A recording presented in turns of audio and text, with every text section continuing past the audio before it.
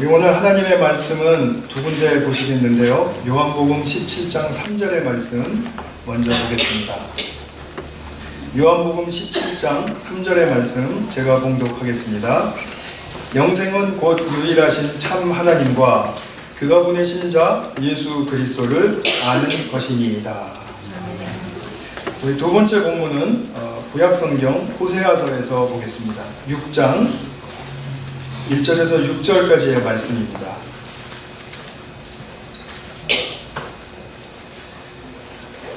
봉독하겠습니다. 오라 우리가 여호와께로 돌아가자. 여호와께서 우리를 찢으셨으나 도로 낫게 하실 것이요 우리를 치셨으나 싸매어 주실 것이리라. 여호와께서 이틀 후에 우리를 살리시며 셋째 날에 우리를 일으키시리니 우리가 그의 앞에서 살리라. 그러므로 우리가 여호와를 알자. 힘써 여호와를 알자. 그의 나타나심은 새벽빛같이 어김없나니 비와 같이 땅을 적시는 늦은 비와 같이 우리에게 임하시리라 하니라. 에브라임아 내가 네게 어떻게 하랴. 유다야 내가 네게 어떻게 하랴. 너희의 인애가 아침 구름이나 쉬 없어지는 이슬 같도다. 그러므로 내가 선지자들로 그들을 치고 내 입의 말로 그들을 죽였노니 내 심판은 빛처럼 나오느니라. 나는 인애를 원하고 제사를 원하지 아니하며 번제보다 하나님을 아는 것을 원하노라. 아멘. 먼저 읽으신 신약의 본문 요한복음 17장 3절의 말씀은 굉장히 유명한 말씀이죠. 영생은 하나님을 아는 것, 그리고 그의 보내신 자 예수 그리스도를 아는 것이다. 자, 그 말씀은 무슨 말씀이냐 하면요, 오늘 살아야 할 나의 생명은 오늘 내가 하나님을 알아야 하고 오늘 예수 그리스도를 알아야 하는 그 몫이 남아있다라는 뜻입니다. 한 번 알면 그냥 내가 영생을 얻었다라는 그런 값싼 교리에 넘어가지 마시기 바랍니다. 우리는 매일매일 주님의 은혜가 필요하고 그러기 위해서 매일매일 하나님을 아는 지식 속에서 자라가야 합니다. 그것이 바로 성경이 우리에게 분명하게 말해주고 싶은 메시지이죠. 우리가 크신 하나님을 믿습니다. 분명히 나보다 하나님은 크시다라는 것을 인정하지 않는 분은 없을 것입니다. 그런데 두 부류가 있습니다. 어떤 사람은 나보다 크신 하나님, 그 하나님을 내가 하나 둘이라도 알고 그분께 순복하고 따라가는 삶을 살아야 되겠다 라고 결단하고 애쓰는 사람이 있고, 하나님은 나보다 크시다 라고 생각만 하고 사는 사람이 있습니다. 내 삶에서 크신 하나님에 대한 반영이 일어나지 않는 거죠. 그런데 문제는 두 부류의 사람 다 하나님의 은혜가 필요하다는 거죠. 왜냐하면 우리가 하나님의 크심을 알고 순복함에 따라가는 사람이라 할지라도 그 크신 하나님을 다 알 수가 없고 오늘 새롭게 알아야 하기 때문에 내가 어제 하나님을 알았다고 해서 오늘 몰라도 된다는 그런 안일한 생각은 통하지 않는 것입니다. 그리고 하나님이 크심은 알지만 내가 하나님과 별로 상관없이 살아가는 사람이 있다면 그 사람이야말로 정말 하나님의 살아있는 은혜가 필요하죠. 이 은혜의 공급을 어떻게 받을 것인가? 바로 말씀 묵상을 통해서입니다. 말씀 묵상을 통해서 하나님과의 1대1의 관계 속에서 이 은혜의 살아있는 힘을 경험하고 받지 못하면 그럼 우리는 사실 삶에 활력이 없습니다. 그냥 내가 살아오던 그 탄력으로 살아갈 뿐이지 결코 하나님께 받은 새로운 힘으로 살아가는 것은 아니죠. 묵상은 따라서 실천하는 것이 무엇보다도 중요합니다. 우리가 몸에 좋은 거, 산의 진리가 무엇인지 다 압니다. 해조류는 몸에 뭐가 좋고, 또 케일은 어디에 뭐가 좋고, 또 마늘은 뭐가 좋고, 다 좋은 거 알아도 그것을 섭취하지 않으면 아무 소용이 없는 것과 같습니다. 그래서 말씀 묵상은 실천하는 사람만이 그 진가를 실제로 경험하고 누릴 수가 있게 되는 것입니다. 우리 교회에서 벌써 몇 년 됐습니까? 95년 제가 확실하게 아는 해이고요. 그때로부터 우리 교회는 매일 성경을 구입하도록 권면해서 그것으로 이제 쭉 묵상 생활을 이제 하시자고 이렇게 말씀드리고 있는데, 이 매일 성경을 보시게 되면은 매일 정해진 그 본문의 양이 그리 많지가 않습니다. 뭐 몇 절에서부터 뭐 많으면 뭐 한 20절 정도 되려나요? 구약 성경을 보실 때는 조금 더 많은 경우도 있습니다. 그런데 그렇게 하루에 못 읽고 뭐 그런 양은 전혀 아니죠. 굉장히 쉽게 읽을 수 있는 양입니다. 양적으로 보면. 그런데 그 조금이라도 꼼꼼히 읽고 곱씹자라는 것입니다. 말씀 묵상의 생명은 곱씹는 데 있습니다. 그냥 읽는 것만이 아니거든요. 근데 이렇게 곱씹는 것이 매일매일 적은 양이라 할지라도 6년을 매일 성경 꾸준히 하시면 구약과 신약을 전부 다 묵상하시는 그러한 결과가 나타납니다. 물론 신약은 한 번 하고 조금 더 됩니다. 그렇기 때문에 제가 개인수비에 온 지 12년이 됐으니까, 물론 저는 그전에도 매일 성경으로 묵상을 했는데 12년 됐으니까 12년 동안에 꼼꼼하게 구약과 신약을 2번 읽고 생각하고 그리고 그걸로 기도하고 한 것입니다. 그러니까 우리가 성경을 안 읽는다라는 그런 죄책감이 있는 분들 많죠. 내가 성경을 많이 못 봐가지고 뭐 이렇게 자꾸 그러시는데, 그런 말씀 하시지 마시고 이는 매일 성경 그 적은 분량을 매일매일 하시면 됩니다. 그것도 제가 뭐 1시간, 2시간 하시라는 것도 아니고, 사실은 실제로 15분, 20분이면 묵상에 그 진가를 맛보고 결실에 다다를 수가 있습니다. 그래서 말씀 묵상을 이토록 강조하고 있는 것입니다. 오늘은 제가 말씀과 묵상 지난 3시간에 걸쳐서 전해드린 그런 그 주제들을 잠깐 좀 복습을 하고, 그리고 실제로 우리가 말씀 묵상을 어떻게 할 것인가에 대한 실전에 좀 연습을 해보도록 하겠습니다. 나눠드린 핸드아웃 있죠? 핸드아웃 보시면은 말씀 묵상 가이드 이래서요, 이제 1번 당일 매일 성경 본문에 해당하는 부분을 펴십시오. 그런데 펴시고서는 그냥 직접 읽지 마시고 이제 기도하셔야 돼요. 기도하시는 것을 적극 권면합니다. 근데 기도하실 때 어떤 걸 기도하시냐면, 첫 번째 제가 말씀드린 내용이 있죠. 첫 번째 시간에. 그건 뭡니까? 말씀 묵상은 하나님과의 인격적인 교제 속에서 하는 것이다. 기계적으로 말씀하시고 기계적으로 듣고 뭐 받아들이려면 받아들이고 거절하려면 거절하고 이런 방식이 아니죠. 사랑하는 사람끼리의 만남을 갖는 것이죠. 그런 것과 같이 하나님과 나와의 아주 친밀한 인격적인 관계를 갖는 것입니다.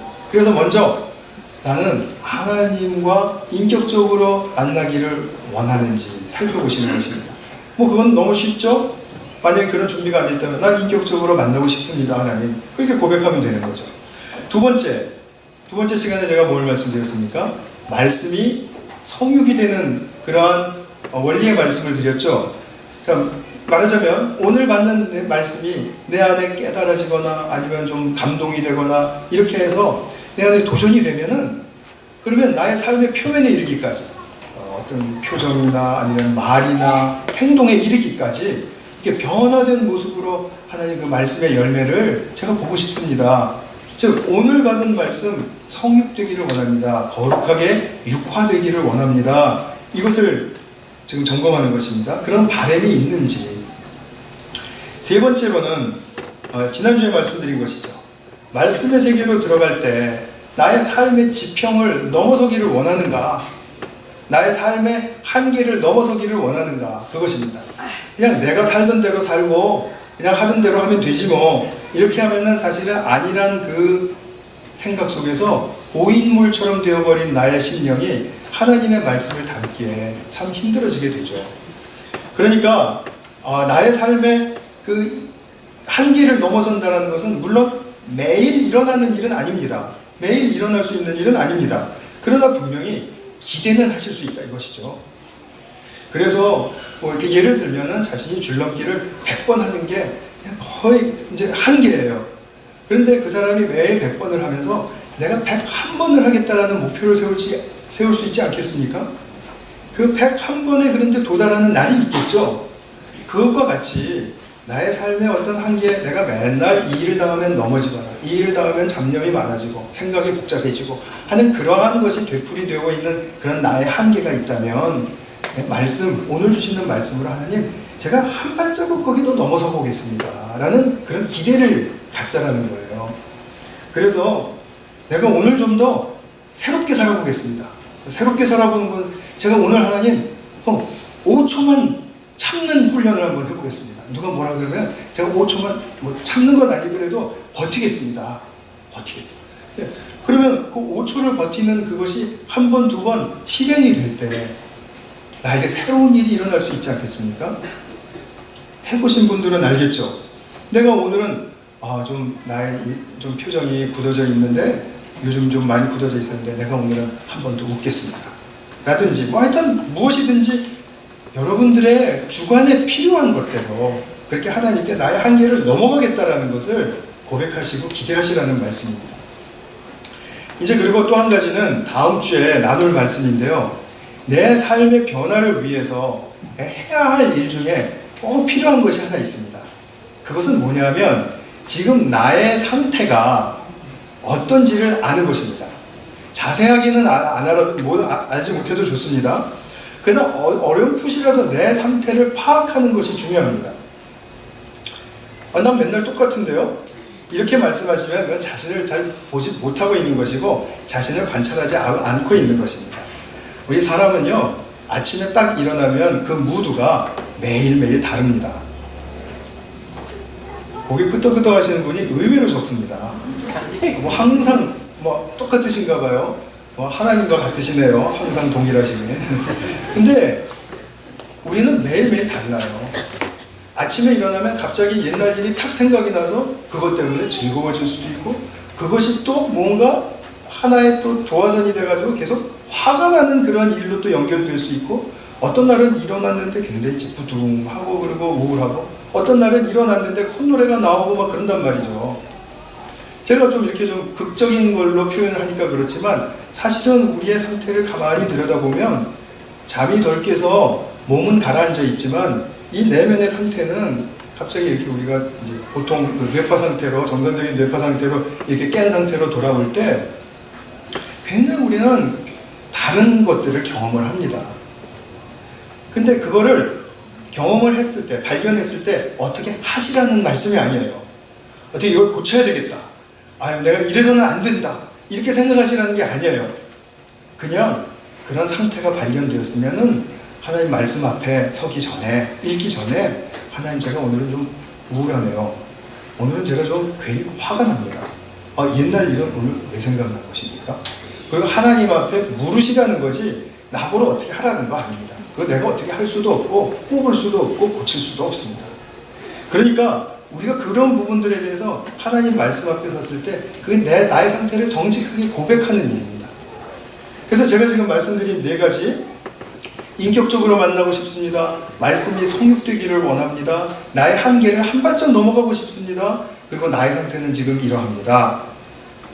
이 전부 다 4가지를 한 1분 정도 안에 끝내실 수 있으면 좋겠어요. 너무 길게 하시라는 말씀 아닙니다. 1분 정도 넘어가시면은 아마 이것 때문에 또 잡념이 생기고 그러실 거예요. 그러니까 이 4가지를 익숙하게 자꾸 기억하셔서 그냥 인격적으로 성육되기를 원합니다. 한계를 넘어가고 싶습니다. 제 상태를 이러합니다. 이걸 빨리 하시고 말씀을 펼치시는 겁니다. 그러면 말씀을 펼치실 때 매일 성경에는 크게 2가지 질문이 나옵니다. 정말 항상 똑같아요. 첫 번째 질문은 무엇입니까? 본문에 나타난 하나님은 어떤 분이십니까? 그러니까 본문을 보면서 하나님을 찾는 겁니다. 하나님이 어떤 분이신지를 찾는 것이고, 두 번째 질문도 항상 똑같아요. 무엇입니까? 오늘 본문이 내게 주시는 교훈이 무엇입니까? 생각하시라고 이 질문을 2개를 드리는 겁니다. 이 2가지가 빠지면은 말씀 묵상은 말씀 묵상이 아닙니다. 그냥 말씀 읽기에서 끝나는 것입니다. 그래서 말씀 묵상으로 들어가시려면 먼저 매 구절을 차근차근 읽으시면서 그 구절마다 어떤 하나님이 나타나셨는가를 발견하고 그리고 인식하고 그리고 그걸 내 마음에 품는 것이죠. 오늘 본문 호세아서 본문을 보시면은 이것이 이제 오늘 매일 성경 본문이라고 이제 간주하고요. 한번 이렇게 보겠습니다. 그러면 이제 가이드 여기에 두 번째 질문. 본문을 마치 편지 읽듯이 천천히 읽으세요. 근데 2번 내지 3번은 읽으셔야 됩니다. 우리가 성경 딱 한 번 딱 읽고 이 무슨 말씀이구만 이게 딱 알 수 있는 그런 위인이 못 됩니다. 우리들은. 그렇기 때문에 2번, 3번 읽어도 사실은 좀 부족하지만 차근차근히 2번, 3번 읽으시는 겁니다. 그럼 이것도 한 2분 정도밖에 안 걸립니다. 굉장히 천천히 읽을 때, 생각하면서 읽을 때. 지금까지 몇 분 쓰셨죠? 3분 쓰셨습니다. 그런 다음에 이제 매절로 돌아가면서 한번 보시는 거죠. 근데 오늘 본문은요, 1절에서 6절까지의 말씀이 두 부분으로 나뉘어집니다. 첫 번째 부분은 1절에서 3절까지예요. 이것은 백성인들이 하나님을 향해서 고백하는 내용입니다. 그 다음에 4절에서 6절까지는 하나님이 하시는 말씀입니다. 그래서 이 2가지를 좀 염두에 두시고 한번 보겠습니다. 백성들이 뭐라고 하는지 한번 볼까요? 성경을 펴시고 1절을 보시면요. 오라 우리가 여호와께로 돌아가자. 여호와께서 우리를 찢으셨으나 돌아나게 하실 것이요. 우리를 치셨으나 싸매어 주실 것이니라. 자, 이 구절에 나타난 하나님은 어떤 하나님이시죠? 지금 이스라엘 백성들이 완전히 이렇게 아주 너무 힘든 거예요. 그리고 막 자기의 삶들이 막 이렇게 어렵고 또 막 망할 것 같고 하는 그런 위기감도 드는 것입니다. 그랬을 때 우상숭배를 해본 거예요. 근데 그것이 소용없다는 것을 알았습니다. 그래서 우리가 하나님의 뜻에 어긋나는 삶을 사니까 이렇게 삶이 어려워진 거구나. 그리고 하나님께 돌아가자라고 얘기하는 거예요. 돌아가는데 돌아가면은 무엇을 해주시느냐? 우리가 우상숭배를 해도 자기 스스로를 믿어봐도 모든 방법을 써봐도 우리가 치유되지 않더라는 겁니다. 그러니까 하나님께로 돌아가면은 치유해 주실 거야 라는 그런 믿음을 지금 고백하는 것입니다. 자, 이런 1절에 나타나는 하나님은 어떤 하나님이죠? 우리를 치유하시는 하나님이시다 이것이죠. 또 2절 보겠습니다. 이틀 후에 우리를 살리신다. 셋째 날에 일으키신다. 이런 말씀 있죠. 그 다음에 우리가 그의 앞에서 살리라 라고 여기 느낌표가 한 5개 정도 찍혀야 되는데 그건 물론 안 나와 있습니다. 그러면 살리라는 말이 하나님 앞에서 그냥 우리가 숨만 깔딱깔딱 이렇게 쉬고 겨우겨우 그냥 헛걱거리면서 사는 그거를 살리라고 하는 그런 측면이 전혀 아니고요. 정말 이제 내 삶의 의미를 알았습니다. 삶의 가치가 이렇게 풍성한 것을 내가 알았는데 아직도 못 쥐고 살았습니다. 그래서 하나님, 제가 주님 앞에서 이렇게 살 수 있는 축복을 얻었기 때문에 제가 마음껏 살아보겠습니다. 이렇게 고백하는 것을 말하는 것입니다. 그러니까 2절에 나타나시는 하나님은 뭐죠? 저 같으면 그냥 직접 이렇게 쓰겠습니다. 진짜 살맛나게 하시는 하나님. 하나님 우리를 살게 하신다. 그죠? 3절 보겠습니다. 여호와를 알자, 힘써 알자. 그분은 새벽빛같이 어김없이 임하신다고 했죠. 새벽빛같이 어김없이 임하신다. 다 한 번씩은 경험이 있으시라고 제가 믿습니다만 밤의 어둠 속에서 잠이 안 오고 불면증 또는 신음하면서 고독하고 고통을 느끼면서 밤을 새본 사람은 새벽빛이 얼마나 진귀하고 아름답고 소망을 주는 것인지 다 아시죠? 그 밤은 정말 지긋지긋하지 않습니까? 특별히 병원에서의 밤 정말 너무너무 힘들죠. 그때 창문 너머로 이렇게 정말 이 해가 이렇게 떠오르는 이제 약간 약한 기운이 이렇게 올라올 때, 정말 그 빛이 올라올 때, 오늘 정말 오늘 하루가 시작하는구나. 이제 좀 살아야 되겠다. 이렇게 마음이 들죠. 그런 다음에 또 고백하는 것은 뭐냐면 하나님이 비와 같이 땅을 적시는 늦은 비와 같이 우리에게 임하신다고 합니다. 우리가 만약에 농산물을 씨를 뿌렸습니다. 그럴 때 우리에게 필요한 건 뭡니까? 비죠. 비와 햇빛이죠. 자, 비가 오는데 비와 같이 이렇게 계속 오고 그 다음에 마지막에 늦은 비가 한 번 더 와줘야 정말 풍성하고도 완벽한 수확을 거둘 수가 있죠. 자, 그런 것처럼 하나님은 비와 같이 늦은 비와 같이 임하신다. 말하자면 새벽빛과 같이 소망을 주시고 늦은 비와 같이 우리의 삶을 완성시키신다. 그런 분이라는 겁니다. 그럼 이제 1, 2, 3, 4절까지 다 보셨습니다. 4절 보겠습니다. 하나님이 말씀하십니다. 너희의 인애가 아침 구름이나 쉬 없어지는 이슬 같다. 딱 알겠죠. 하나님이 뭔가 우리의 부족을 일깨워 주시는구나. 도전하시는구나. 뭐가 부족하다고 말씀하냐면 우리의 인애가 부족하대요.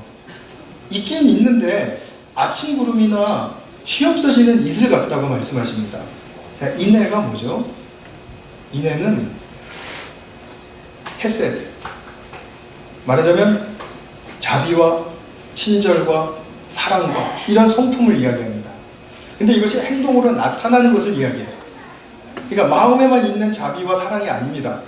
겉으로 표현되고 행동으로 옮겨지는 자비. 자비라는 것은 그 사람의 필요를 채워주는 것입니다. 그러니까 말로만 하는 게 아닙니다.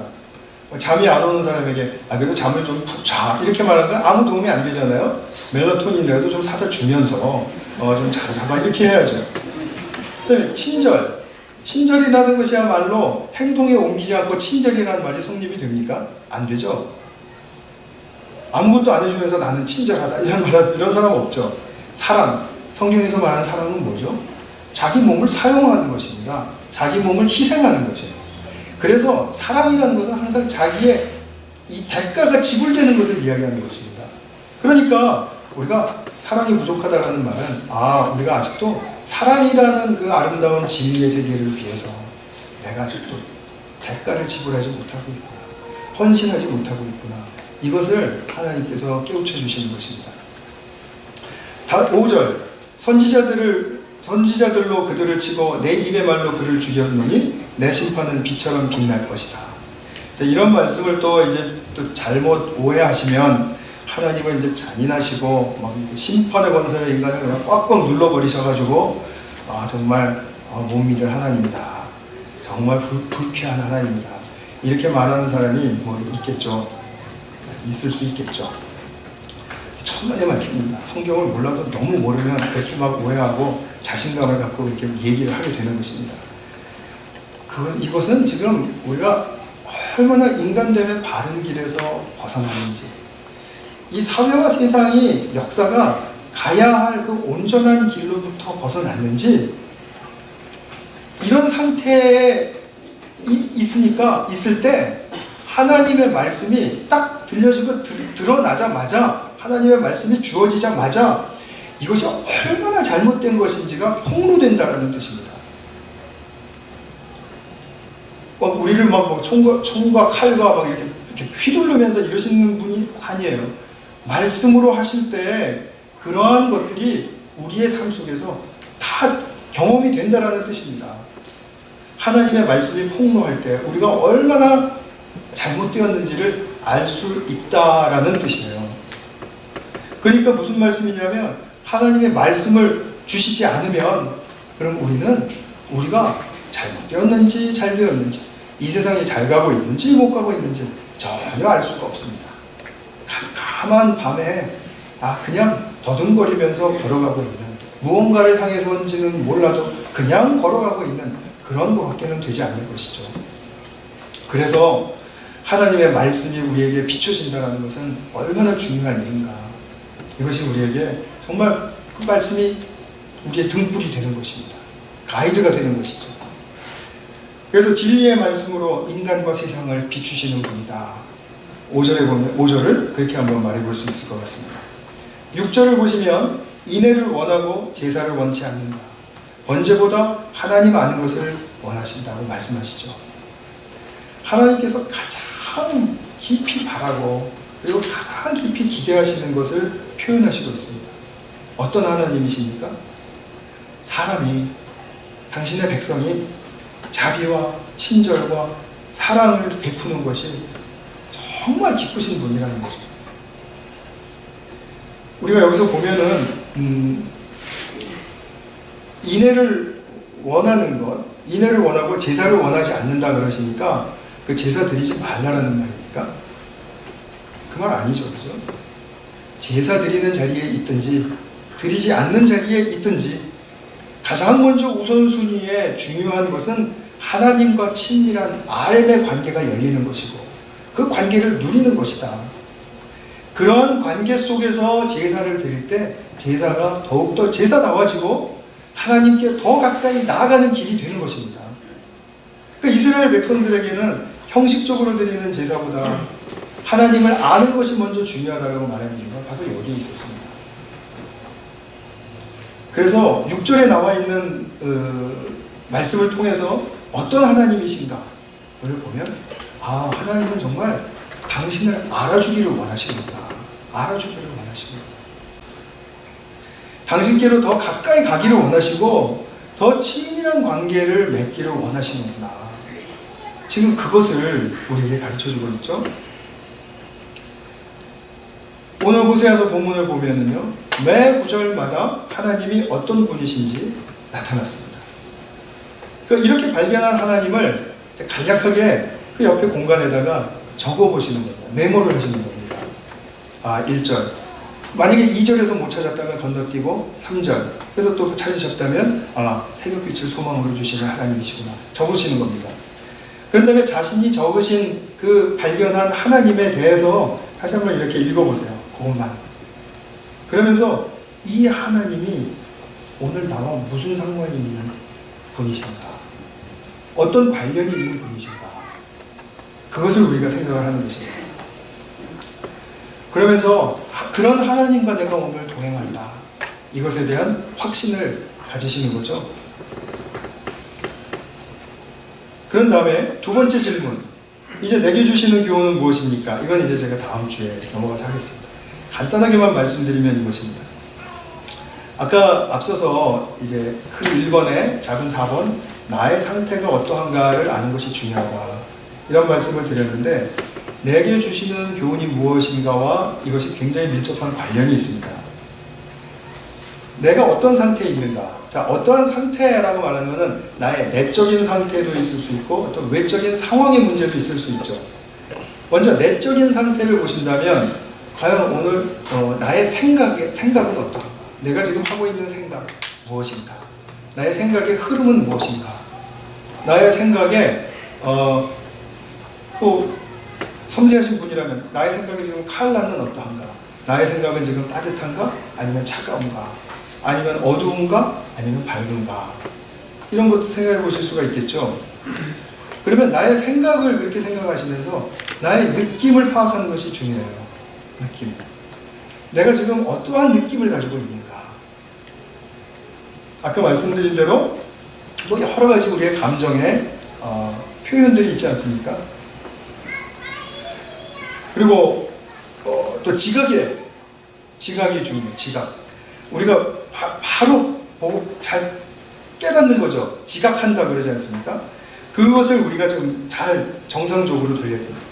지각이 살아나지가 않는 경우가, 아침에 일어났으니까 지각이 살아나지가 않는 경우가 있죠. 나의 삶에 대한 지각, 오늘 하루의 일정에 대한 지각, 이런 것들이 아직 잘 와닿지 않을 수 있지 않습니까? 그것들을 빠른 시간 안에 빨리 이제 정리를 하시는 것입니다. 또 외적인 상황이 있습니다. 외적인 상황은 오늘 컨트랙트 한 건 하는 날이다. 그럼 이거는 보통 날 아니죠. 오늘 시험 보는 날이다. 그죠? 또 오늘은 위기 상황에 있다. 오늘은 의욕이 좀 넘치는 날이다. 또는 그런 상황의 문제가 있지 않습니까? 그런 상황의 것들도 지금 나의 고백의 내용이 되는 것입니다. 하나님, 오늘은 정말 클라이언트 만나서 한 건 해야 되는데 정말 주님 잘 되게 해주십시오. 부탁합니다. 이렇게 해라. 그죠? 그러면서 자기 자신의 안과 밖을 잘 관찰하는 훈련. 이것은 하루아침에 잘 되시지 않아요. 그런데 큐티 하시면서 매일매일 잠깐이라도, 제가 아까 말씀드린 것처럼 1분 안으로라도 하신다면 굉장히 도움이 될 겁니다. 더 구체적인 건 다음 시간에 보시고요. 이거 자기 자신을 살피는 것은 큐티의 적용면에 있어서 굉장히 중요합니다. 내가 어떤 상태에 있는지도 모르면서 어떤 말씀을 듣고 나 이렇게 하겠습니다라고 말하는 것이 나와는 굉장히 괴리감이 느껴지기가 쉽다라는 거죠. 그래서 이 과정을 통해서는 나의 삶을 더 향상시키고 나의 신앙을 더 구체화하는데 굉장히 중요한 면이 있습니다. 성숙하게 하는 길입니다. 그래서 우리가 성경을 보면서 하나님을 알 뿐 아니라 나를 통해서 인간이 어떠한 존재인지를 알아가는 것이 중요한 의미가 있다는 것입니다. 신앙은 하나님을 알아가는 과정입니다. 또한 동시에 인간을 알아가는 과정이기도 합니다. 이 두 가지를 놓치셔서는 안 되는 것입니다. 우리 기독교 신앙에 정말 위대한 유산을 남긴 존 칼뱅이 쓴 기독교의 보물과도 같은 기독교 강요, 거의 바이블 버금가는 책이죠. 이 책에 굉장히 두꺼운 책인데요. 이 책의 첫 페이지, 첫 두 문장을 제가 읽어드리겠습니다. 뭐라고 말씀하고 있는지 한번 들어보시기 바랍니다. 우리가 지니고 있는 지혜, 크리스찬들이 지니고 있는 지혜, 즉 참되고 건전한 지혜는 거의 모두가 두 가지 부분으로 되어 있으니 곧 하나님을 아는 지식과 우리 자신, 인간을 아는 지식이 그것이다. 이 두 지식은 갖가지 끈으로 서로 연결되어 있어서 그중 어느 것이 먼저 오며 또 어느 것이 결과로 따라오는 것인지를 분간하기가 쉽지 않다. 닭이 먼저냐 달걀이 먼저냐 알기 쉽지 않다는 것입니다. 그래서 큐티를 통해서 하시는 것은 반드시 하나님이 어떤 분인지를 먼저 알아야 되겠다, 이런 강박을 가지실 필요가 없는 거예요. 내게 주시는 교훈은 무엇입니까?를 통해서 인간은 과연 어떤 존재인지를 알고, 그러다 보면 하나님이 어떤 분으로 우리에게 다가오시는지를 또한 알게 되는 것입니다.